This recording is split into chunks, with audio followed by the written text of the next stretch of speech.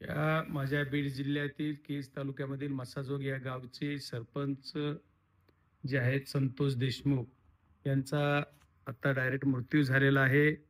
त्यांना दुपारी 3 वाजता केजच्या टोल नाक्यावरून उचललं गेलं, त्यांचं अपहरण केलं गेलं आणि त्यांना केज तालुक्यातील दहिटणा या गावी त्यांचा मृतदेह 6:30 वाजता टाकला असा एक माहिती कळती. त्याच्यानंतर मला ही माहिती तशी 3:30-4 वाजता कळालेली होती. मी तेव्हापासून एस-पींना फोन लावतोय. पोलीस एस-पी जे आहेत ते फोन माझा स्वतःचा फोन माझ्या स्वतःच्या फोनवरून उचलला जात नाही. माझ्या पी-एकडून लावला तरी उचलला जात नाहीये. तिथं जे पी-आय आहेत माझं त्यांच्याशी मी आता बोललेलो आहे आणि या घटनेचा मी पहिल्यांदा निषेध करतो. बीड जिल्ह्याचा खासदार या नात्यानं अशा ज्या घटना घडतात ह्याच्या पाठीमागे ह्याचा करता धरता कोण आहे? कारण एका तरुण सरपंचाचा तो 5 वर्षे मागच्या काळापासून उपसरपंच होते. आता सरपंच आज तागायत आहेत, चालू सरपंच आहेत.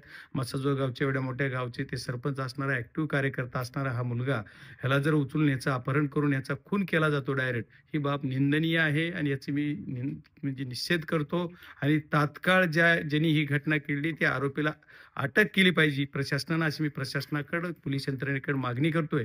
पण पोलीस यंत्रणा रिस्पॉन्स देत नाहीये. पण याच्या पाठीमागे कारण काय हे कळालंय का? नाही, याच्या पाठीमागचं कारण असं प्रथमदर्शी असं कळतंय, की तिथं विंड मिल म्हणजे त्या आपल्या पवनचक्क्याच्या ज्या टॉवर बसवले उभे केलेले आहेत, त्याचे एक सबस्टेशन आमच्या मसाजोग गावी आहे. तिथल्या काही लोकांना त्या पवनचक्कीवाल्याच्या खंडणी घेणे वगैरे असे प्रकार आमच्या बीड जिल्ह्यामध्ये बऱ्यापैकी घडतात आणि त्याच्यातून त्याच्या सूत्रधार कुठेतरी वेगळ्याच बाजूतून कुणीतरी एक प्रमुख माणूस असतो. त्याचे कॉन्टॅक्ट असतात. त्यांचे मोबाईल कॉन्टॅक्ट डिटेल्स घेतले पाहिजेत. मी उद्याच्या हाऊसला सुद्धा हा विषय कसा उचलता येईल हे बघणार आहे आणि हे पवनचक्कीच्या वादातून खंडणी रूपातून त्याचा खून केलेला आहे. बरं.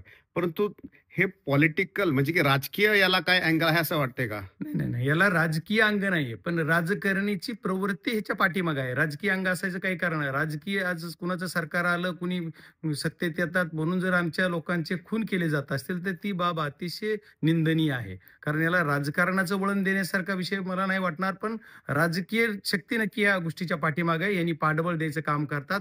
ह्या ज्या लोकांनी केलं, या लोकांचे लवकरात लवकर तपास करून त्या लोकं कुणाचे संबंधित आहेत आणि त्यांचे कॉल लेटर घेतले पाहिजेत आणि कॉल डिटेलमधून जे कोण त्याच्या पाठीमागे आहे त्यांच्यावर गुन्हा नोंद झाला पाहिजे. 302चा गुन्हा होईल, खंडणीचा गुन्हा होईल, पण जे कोणी पाठीमागे आहेत, आमच्याकडे खोटे गुन्हे केले जाते. त्या खऱ्या गुन्ह्याला तरी न्याय बीड जिल्ह्यात एस-पी आणि पोलीस यंत्रणा देणार का? हा माझ्या तुमच्या दृष्टीतून मला महत्त्वाचा प्रश्न विचारायचा. याच्या पाठीमागे सत्ताधारी मधले कोणी आहेत का? नाही, मला याच्या पाठीमागे कोण आहे असं आज प्रथमदर्शी मी दिल्लीत आहे. आज मी महाराष्ट्रात पण नाही किंवा माझ्या जिल्ह्यात पण नाहीये. मी आज सेशन चालू असल्यामुळे इथे दिल्लीत आहे. त्याच्यामुळे मला याच्या पाठीमागे कोण नाही. पण ही एवढी कुणाची ताकद वाढती, म्हणजे ही कसं एवढी डेअरिंग यांच्यात येते या लोकांमध्ये, की डायरेक्ट उचललं जातंय दिवसा दुपारी. असं जवळ-जवळ 3 गाड्या आहेत. त्याची स्वतःची 4 व्हीलर आहे स्कॉर्पिओ, ती फोडली जाते आणि त्याला गाडीतून उचलून किडनॅप केलं जातंय. तिथून नेऊन 20, 25, 30 किलोमीटरवर त्याला डायरेक्ट मारलं जातंय. खून करून त्याला टाकली जाते त्याची बॉडी.